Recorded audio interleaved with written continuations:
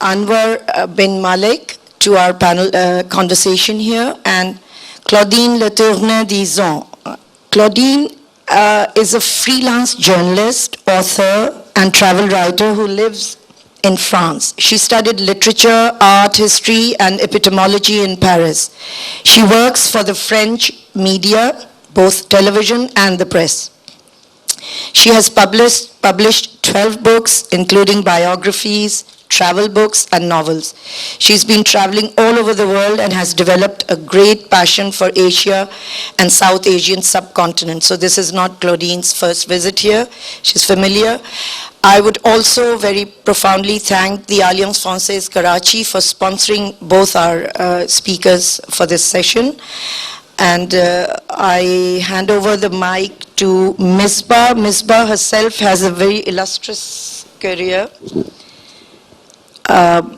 She has had a varied career in the television medium, beginning as a television anchor, actor, and then passion for directing. Her directorial debut has seen many programs, and she's right now with a master's in English literature. She studied direction at the Center for Media Arts, New York. She has also done a course in children's drama from Malaysia, and I am sure they'll be introducing and talking about the writers, and I request the writers to talk about themselves. Anwar, I'm sorry for this glitch. God. Anouar Benmalek is an Algerian and French novelist, mathematician, and journalist. He's the author of 15 books, mostly novels, which are translated in more than 10 languages. And I wouldn't take more time on him because Misbah is going to formally elaborate on his career. And I'll pass the book to Misbah. So welcome you all. Thank you. Misbah, here is the Anouar. Okay. And you use.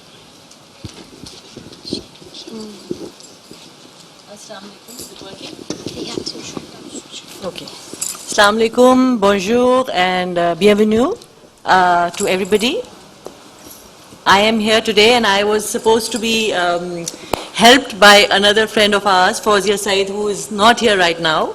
And I hope you will enjoy today's session because we have these two great people. I have something that I actually worked on. I was asked to moderate for Monsieur Anouar, and a lot of papers and everything. I want to share this with you before we actually go and talk. Art de visionnaire, says Le Monde, un imaginaire romanesque exceptionnel. Benmalek picks up where Camus left off, a nouveau de Joseph Conrad.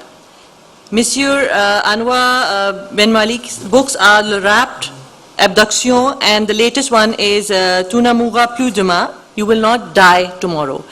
And while I was doing this, I was looking for a book of his which I couldn't find in the market as yet, and I found a book by Claudine which I started reading on Hira Mandi, which was also extremely interesting. So I don't want to take too much of your time, and I would like to start by asking Claudine how it is that she's here. She can read something out of her book so that we can start with that and you see what she's written. Please. You want me to read now? Read something.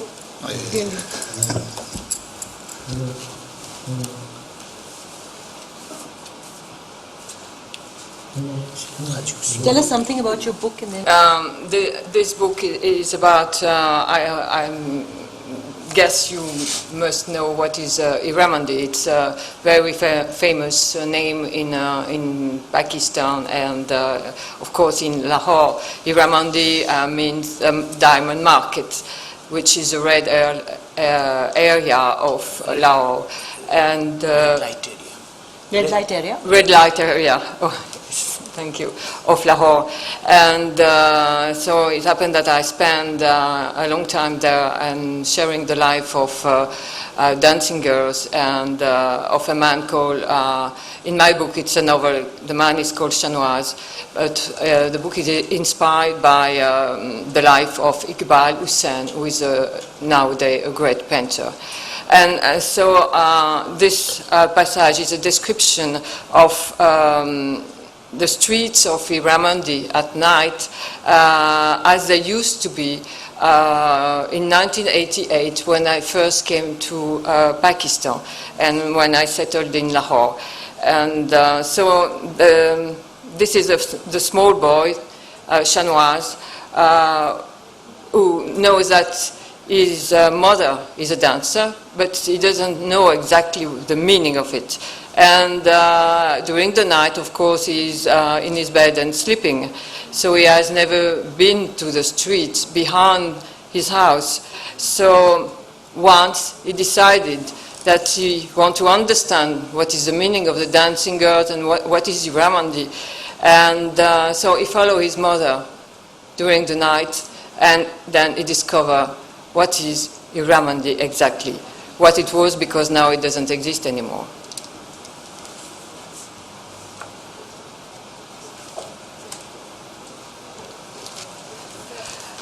Chanoise used to live in the company of beautiful, seductive dancers, splendidly perfumed and made-up dream dolls, whom he watches leaving his home every night. He was soon distracted. So he decided to follow them one evening. He wanted things to be clear, to know where they went, for whom they were dancing, how all these things took place. He slipped out behind their procession, determined to pierce the mystery surrounding their nightly escapades. He was dumbstruck by what he saw. It was so bizarre. The 4 sleepy lanes behind his house were lit up as though it were Eid, but it wasn't Eid. Dusty electric lights had replaced the gas burners, and their dual glow lit up the most extraordinary sight that Chanoise had ever set his eye upon. From around 11 in the night, an indescribable multitude of men sauntered up, hand in hand, all eyes for the scores of little saloons open one beside the other on the street. When a client walked in, doors and windows were promptly closed. Outside, in the mauve glow of the light, girls on distant balconies appeared shrouded in mystery under lustered lamps. The rich note of tablas erupted from amidst the strange glamour of the dance crowds, accompanied by murmuring voices in the streets. So this was exactly what I discovered when I first, because it's not very practical. Yeah. And this is what I first discovered during my first journey to Pakistan, when I had the opportunity to settle there for 3 weeks. And I was really fascinated by these 4 streets and all what's going on in Iramandi. I've never heard of the Iramandi before arriving in Lahore, so I didn't decide one day to go to Lahore to write about Iramandi. It just happened that I arrived one day in Lahore, and in a way I found in love with the place, and I was received, with very emotional warmth by the people there, and I wanted to come back. And so during years I didn't stop coming back. And once I settled there for several months to write the book. And so the book is inspired by the life of Iramandi, of course, by the dancing girls, but the main character of the book is a painter.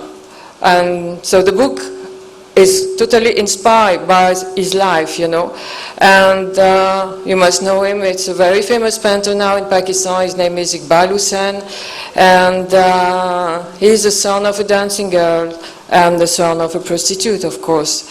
So what amazed me when I met him first, it was the story of his life, how from such a miserable background, he transcended his own destiny to become a very famous artist in Pakistan. And especially in this area where boys have no right they have no destiny. They just are nothing. Because the tradition of the dancing girls of Iramondi is a tradition of the caste, the Kanjar caste, coming from the Mughal time. At the Mughal time, it was not exactly prostitute. There were dancing girls, but there were courtesans, very well educated women, and to where the young princes were sent for their education, because there are no women at home. You know, they were not allowed to be with women at home. And, you know, by the time, you know, of course, courtesan disappeared, and the only tradition left was a tradition of dancing and music. And though the prostitution is mainly first dancing, and then the prostitution is the end and the finalization of a tradition of dancing. So Iqbal Hussain was a son of a prostitute, of a dancing girls, and in this very narrow neighborhood, the dancing girls, the women, wants to have as many girls as possible to perpetuate the lineage of the dancing girls. And having a girl is a perfect joy. Having a boy is like a funeral, you know. And they really, the boys are not going to school, they have no education, and they just live on the women, sister, aunt, cousin, and mother. But what happened to this young boy, you know, when he became a teenager, he realized how miserable was the life of his mother, of his sister, and he decided that he wanted to become someone. So by his courage, by his humanity also, because he wanted to become someone, to earn money, not for himself, but to help the dancing girl around, to help his family. And this is what I wanted to write about, you know, how a man of such a poor and miserable background came to as I said, transcend himself. And so he began to learn Urdu, then he began to learn English, because he understood that without those two languages he couldn't do anything in the society. And then he discovered that to show the world those women who are completely looked down by the society, you know, who are just looking at as women of disgraceful jobs, you know, and misbehaviors. And he wanted to give them dignity. And by painting them and selling the painting outside the wall of the whole city, so he could explain to people who were those girls, how was the suffering, and explain that they were human beings like any other human being, and they needed to be respected for what they were and not being condemned by the society. Thank you. I think it's very, very interesting, and I don't know how many of you have read the book or have started reading the book. Let's move on to Monsieur Benmalek, Anouar. He was born in Casablanca and PhD in probability and statistics. Monsieur Anouar is the professor at the University of Paris-D'Orsay, weekly columnist, and a Secretary General of the Algerian Committee Against Torture. And he has also won a medal of the city Rennes, France, for his writings. And please, I would like him to talk about himself and read a little for us. First, excuse my very poor English. Before reading a passage of this book, Abduction, I want to tell you the genealogy of this book. I wrote a book which was called Omar Maria, about the tragedy of the Moriscos. The Moriscos are these Muslim which were living in Spain, and you know all that Muslim, the Grenade falls in 1492. My question then was what was after the destiny of these Moriscos. You know that after 100 years, all the Moriscos were deported to the north of Africa in their great majority, but in such terrible conditions that the French fishers of Marseille, for example, refused for a long time to eat sardines, which they called at this moment the grenadines, because they thought that they ate flesh of Muslims from Grenada. For me, this book was important because it intended to show to what extremity fanaticism could bring human beings. In this case, it was Christian fanaticism. To my great surprise, when the book was published, it was welcomed, between quotes, by some newspapers as an attack against the civilization of Islam. Because I wrote a book where people were acting as people with their defects, their qualities, etc. The attacks were so violent that I lived at the time in France. Police asked me to quit home, etc., because threats of death were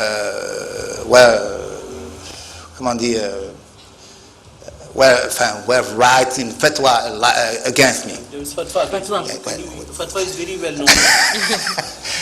You know, it was a very difficult period for me. And it was difficult because I thought at this moment that I wrote a book to speak about a part of the Muslim world. I intended with this book to speak about the memory of these people who disappeared from the two sides of the Mediterranean Sea. And it was so hard to leave this period that I decided not to write at all books about the Arab world. You know, I began another book, first about Rwanda, but it was so hard to speak about the genocide of Rwanda that after 6 months of work, I gave up. And I decided to write another subject, quite different. It was about the bonobos. I don't know if you know the bonobos, which are chimpanzees. It's like chimpanzees, which are very near to us. And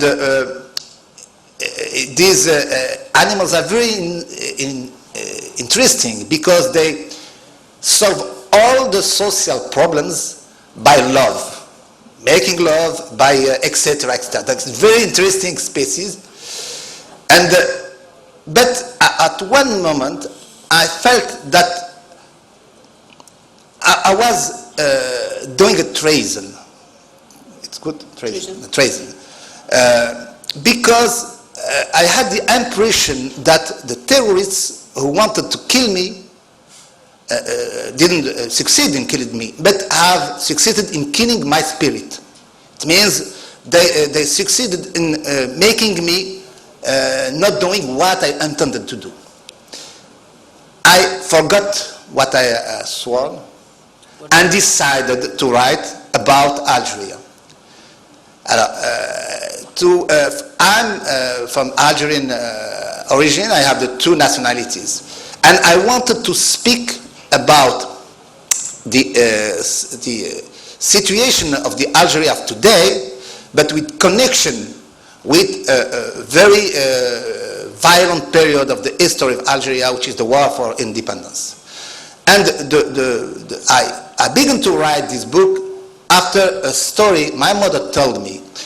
She was very saddened by the fate of a young girl of the neighbor where she lived, a girl which was kidnapped and killed, raped and killed, and as this girl belonged to a very poor family, the authorities didn't do what they should do in that case.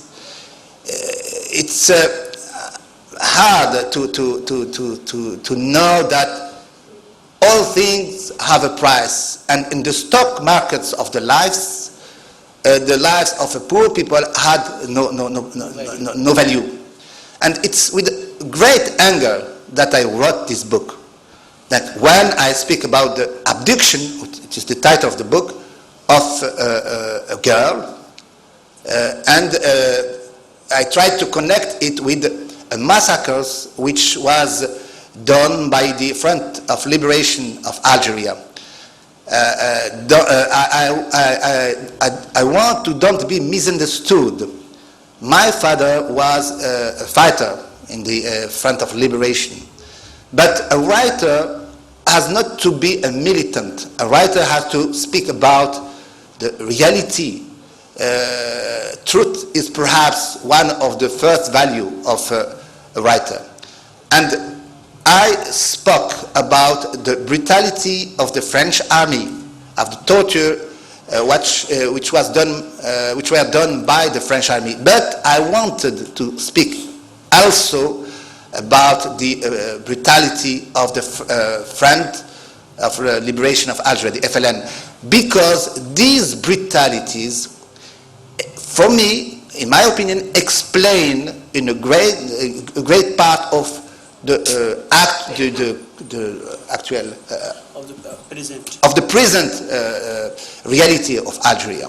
It is because during the War of Independence, Algeria had not the right to express an opinion which was contrary, which was opposite to the opinion of the FLN, that we had and we have a military dictatorship.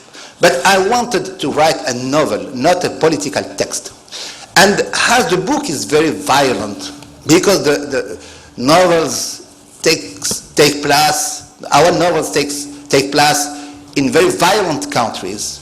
The violence of the military running the country, the violence of the terrorism, the violence of the social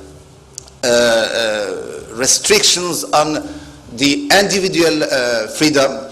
I wanted the book also to be full of irony. It's a sad irony sometimes, but irony, because laughing sometimes is the sole weapon we have in this area, this very great area from the Red Sea to the Atlantic Ocean, and more generally, the Muslim world, including Afghanistan, Pakistan, etc., etc. Now, if you want me to read an excerpt, I will read the first page. And excuse, please, my accent, because it's a melange of French, Arabic, and... Lovely. No, perhaps English accent, I don't know. No, our English is as good as your.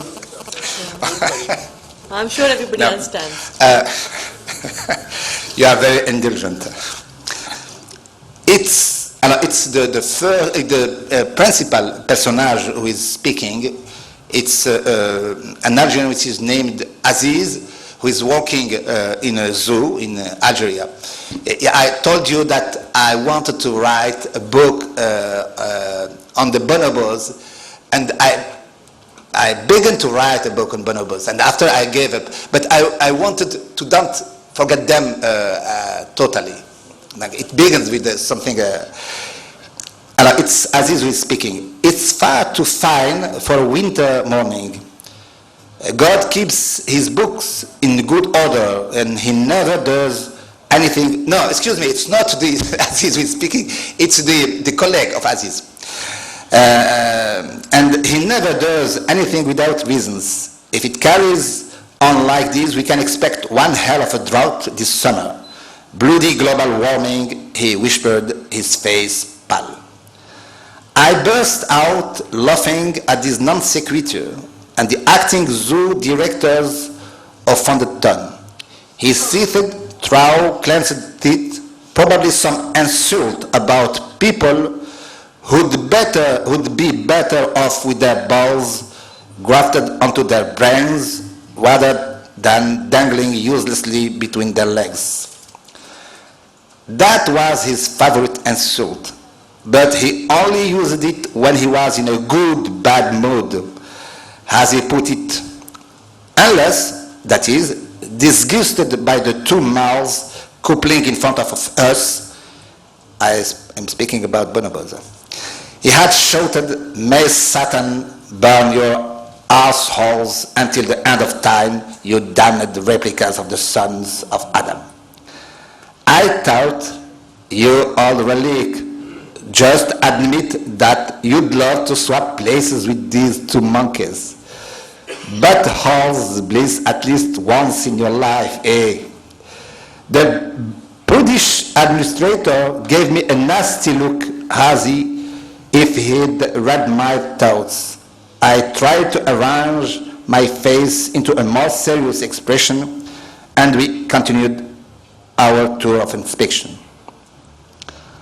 I was carrying a spiral-bound notebook and conscientiously writing down my boss's comments.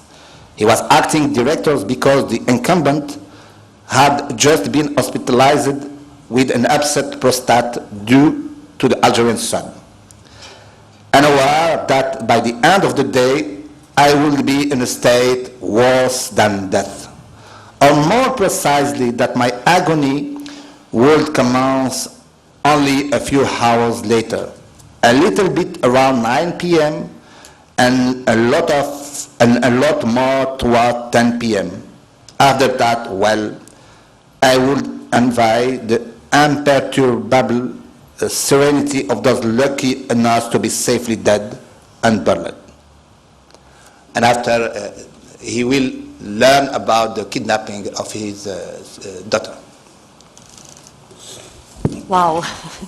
Two different subjects. What I want to know from my distinguished guests is that what inspires you to write? When you pick up something, a story, a special story which touches you, what inspired you to write and to come write about Hira Mandi in Pakistan?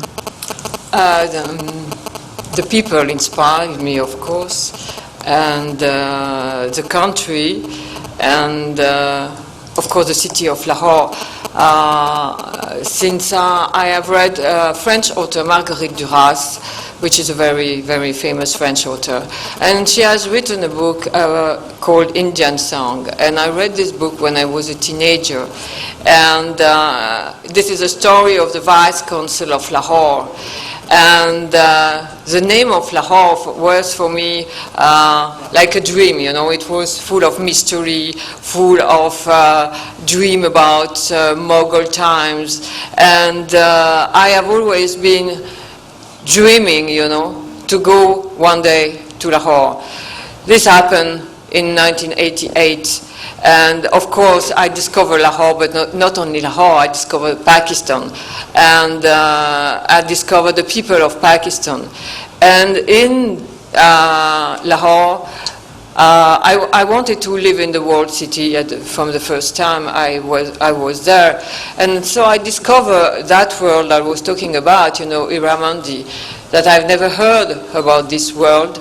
And I didn't know even the tradition of the dancing girls. And I didn't know how the prostitution was going on in those countries, especially there in Pakistan, especially in country where Islam prostitution or normally doesn't exist, you know. And so I have been very touched and very interested by the women And so I had the opportunity, because of Iqbal Hussein. You know, Iqbal Hussein was the key of my introduction to this world. Without him, it would have been impossible for me just to knock at the door of the dancing girl and just say, I want to make an interview with you. It didn't happen like this at all, you know. And first of all, I have to be accepted by Iramandi before going ahead in the way I wanted to do. So to be accepted, I had to be there. And Did you wear shalwar kameez and the Eastern garb and everything when you went there? What was the... not really, you know. I didn't feel like being dressed.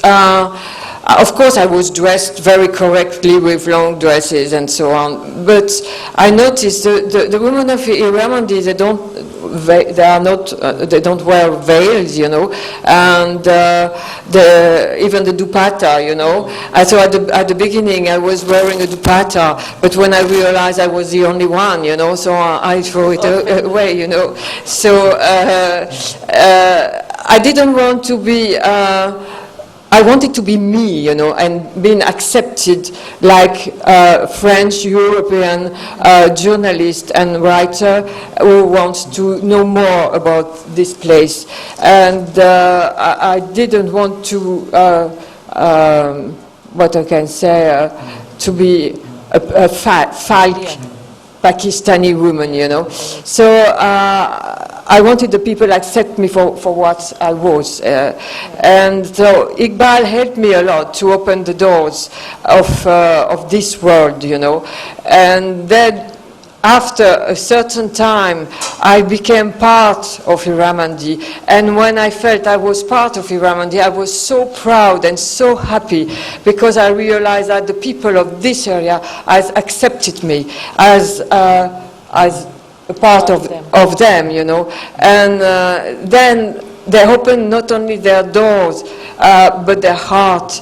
And I had such beautiful times discussing with those women who are very, very lonely women, you know. They don't have anyone to talk with. And Iqbal, when he portrayed them, was their confidant. He explained to me how, during the time they were sitting as a model, you know, they didn't stop talking and talking and talking. And he explained to me, sometimes I was disturbed in my work because I had to listen to them and all the stories that they told me, and it was a little bit embarrassing, you know. And so the women are really happy when they talk to someone and talk to someone who is able to listen to them. Yes, I wanted to add on here and ask you. You initially went as a researching journalist. You were not sure of writing this book, or you had intended to write and then approached discovering Hiramandi or the history of courtesan and as I dancing. said at the beginning, you know, I didn't left Paris to go straight to Hiramandi and said I'm going to work on Hiramandi. I was on a journey to Pakistan with my husband, who is a photographer. Yes, it was in 1998. That's the journey we'd like to know a little bit about. Yes, and so we spent 3 months traveling all over Pakistan at that time. And so we arrived one day in Lahore, and we wanted to settle in the walled city, because for me, as I said, you know, Lahore was a dream for me, and was the Mughal time and so on, you know. So I wanted to be no other places except the walled city, where used to be the tradition, where used to be the Mughals and the history and the Avelis and you know, all this mark of the past, you know. Glorious past. Yes. Ms. Bah, I'll just add one more, which been itching me, and that's why I came on the stage, is about the. I haven't read your book, Claudine, but I've read The Dancing Girls of Lahore, and I'm failing. Take the author's name, the British author.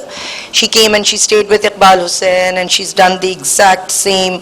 She lived in Hiramandi, and then she wrote this book, which I've read Did you come across that author, that book? You knew about that? I You knew knew- I Iqbal's know- commitment No. on a long-term basis? No. When I arrived, I didn't know anything.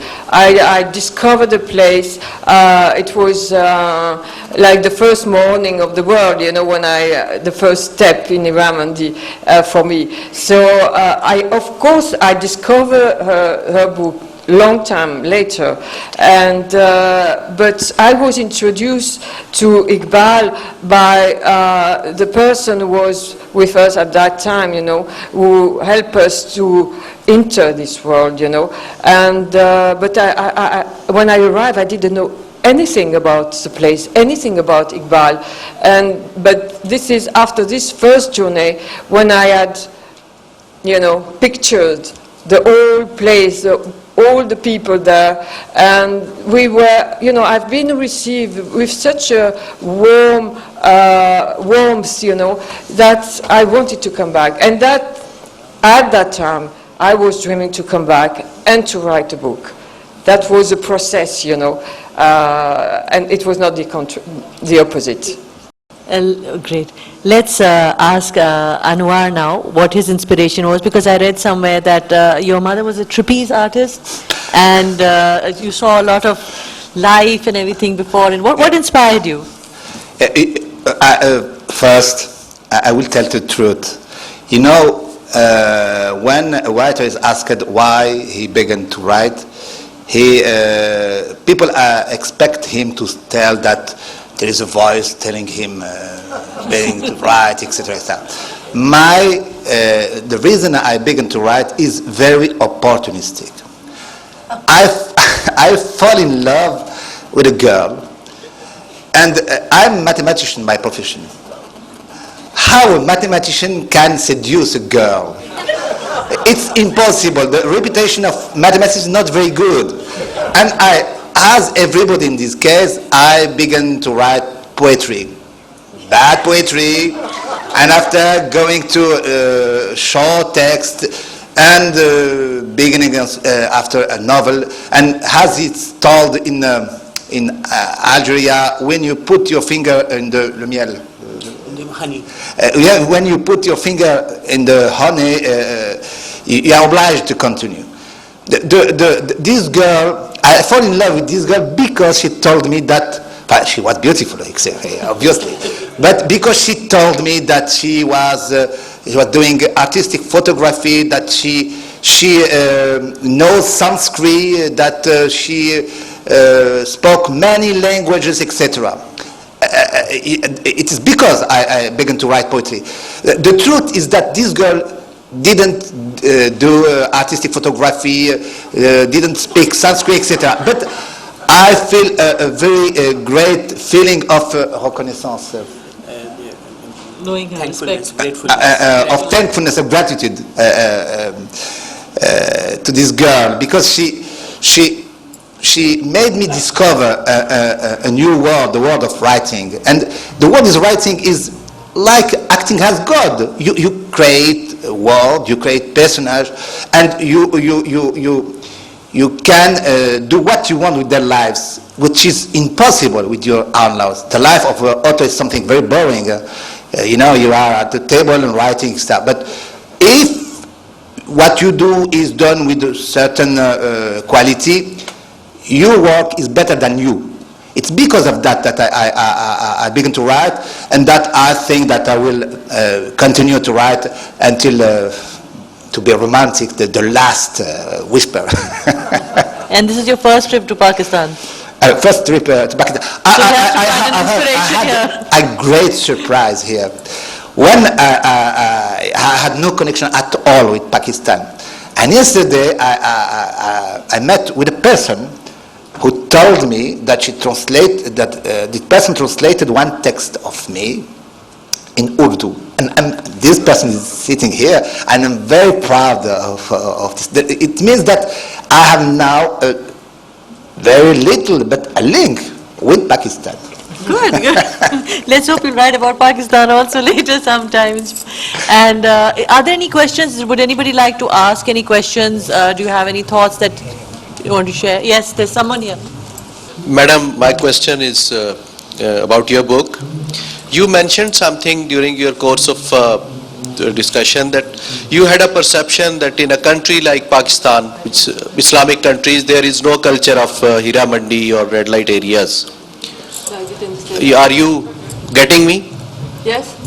You mentioned that you had a perception that in Muslim countries, there is no concept of Hira Mandis. Before you have interaction with the people there, you visited. So, okay.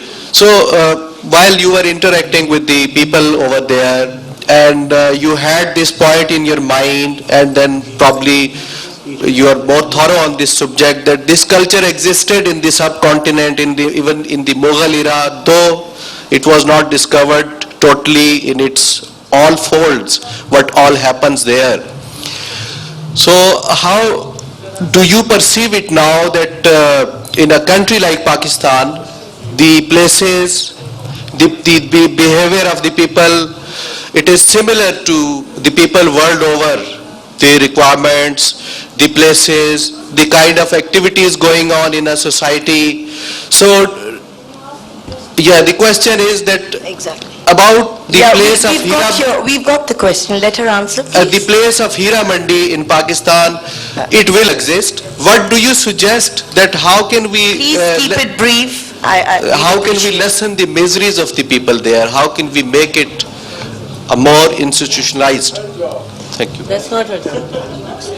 No, I don't. First of all, I never said that there were no Hira Mandi in Islamic country. I just said that first I was not aware of Hira Mandi, the specific Hira Mandi in Lahore.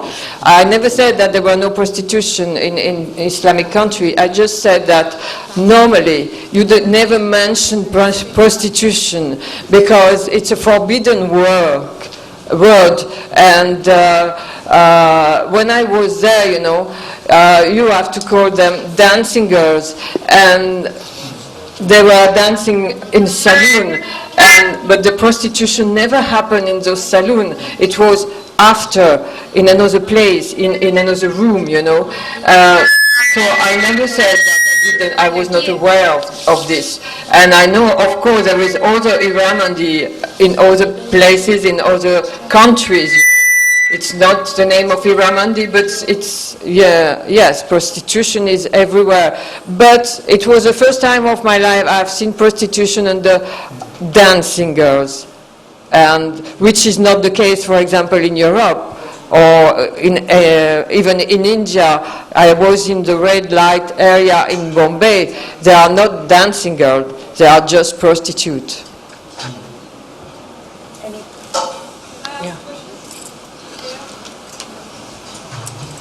Hello.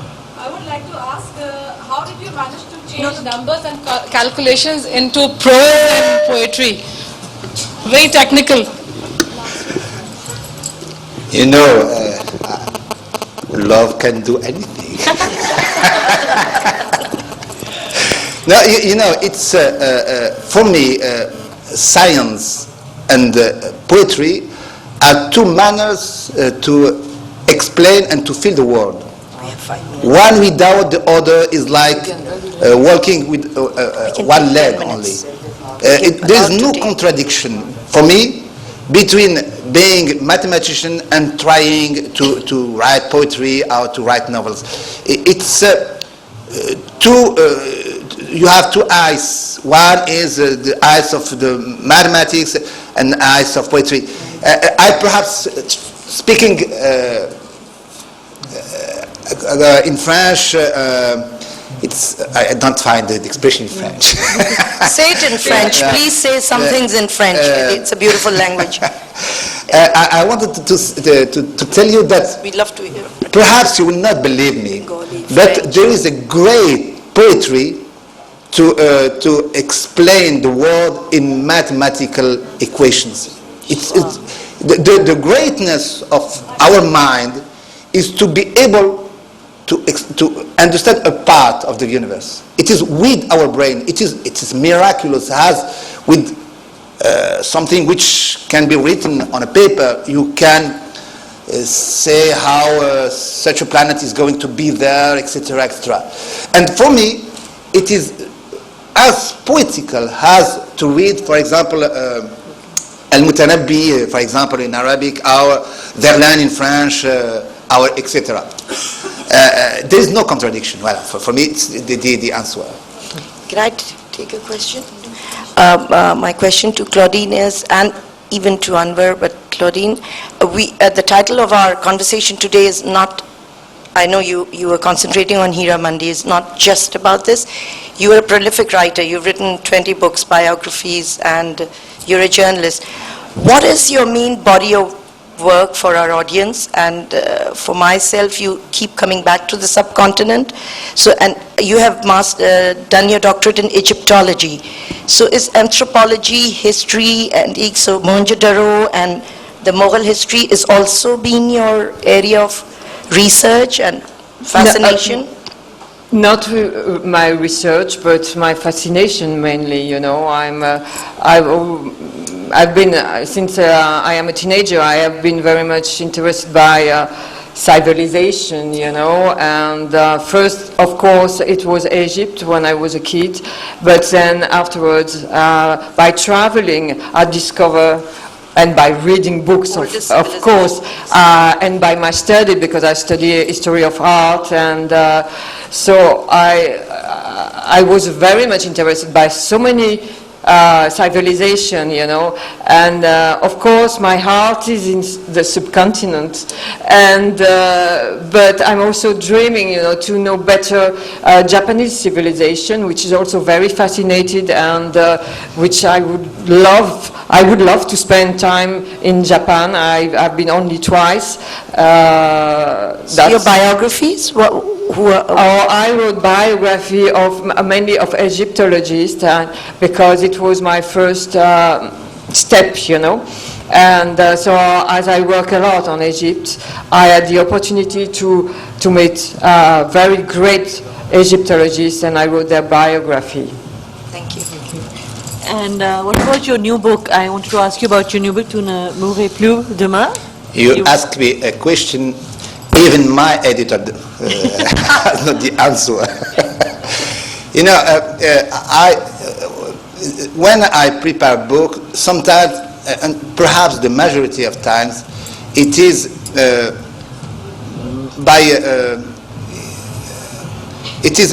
I know that I have some questions in my head, and it is the time who decides which question I'm going to ask to myself.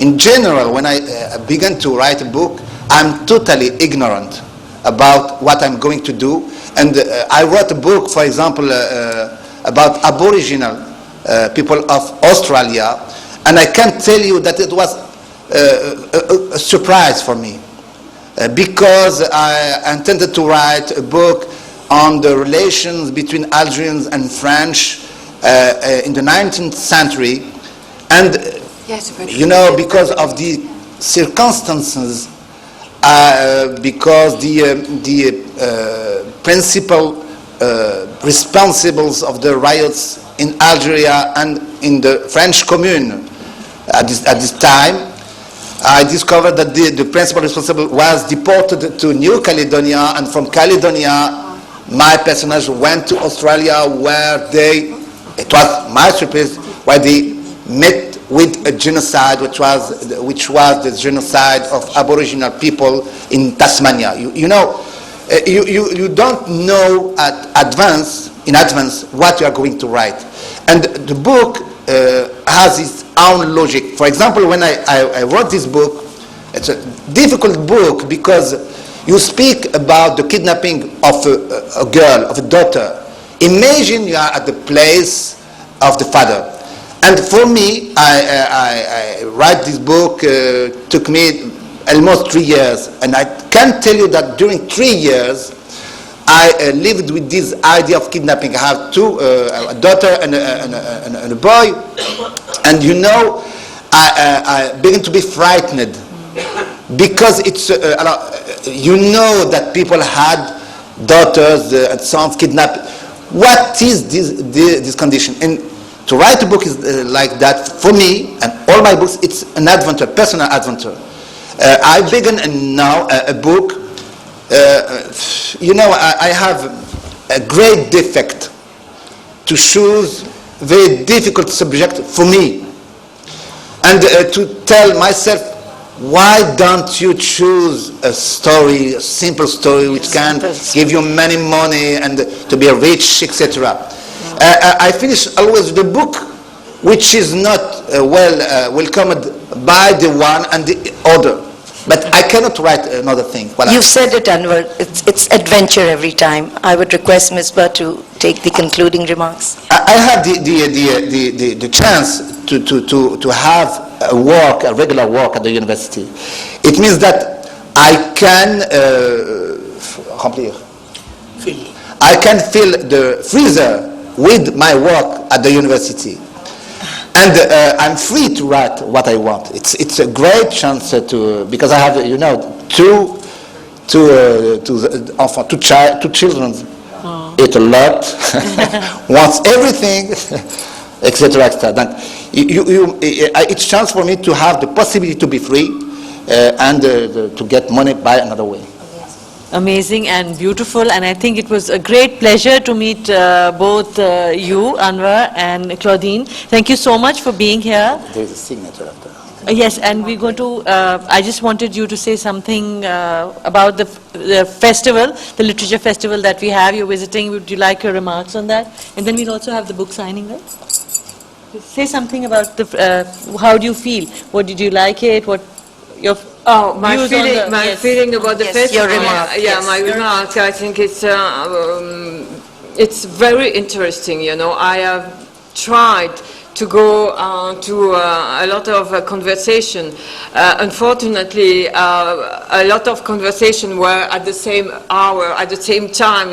So I missed a lot of them. Yes, but it's wonderful because I have been listening to a lot of very interesting Pakistani and foreign journalists talking about Pakistan. So I have learned a lot during those 2 days here just by listening people of Pakistan and writers, and it was a wonderful time, and I hope to maybe come back one day with another book on Pakistan. Inshallah. Thank you so much. And Anwar? It's the collateral benefits of being a writer. People think that you are very important and invite you. You are. And to my surprise, these They countries think you're celebrities. They think you're celebrities. It's very far from a country of origin, Algeria. But in many ways, it looks like Algeria. We have almost the same very heavy problems. Thank you, Thank you Anwar. very much. Thank you. Please Big be hand for both seated. of them. Yes, please remain seated till our ushers take the authors out to their signing booths, and we welcome you all to get their books and have them signed by them. And it Thank was you a great all. pleasure. Thank you so much. It was a great Thank pleasure you. being here. Thank you. It's a pleasure meeting you. By the way,